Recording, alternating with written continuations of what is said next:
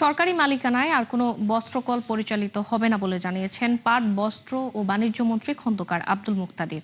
সকালে টেকসই উত্তরণ বিষয়ক অনুষ্ঠানে এসব কথা বলেন তিনি বলেন, বিটিএম এর সদস্য কারখানাগুলোকে সরকারি শিক্ষা প্রতিষ্ঠানের সঙ্গে সংযুক্ত করা হবে, যাতে চাহিদা অনুযায়ী দক্ষ জনশক্তি সরবরাহ করা যায়।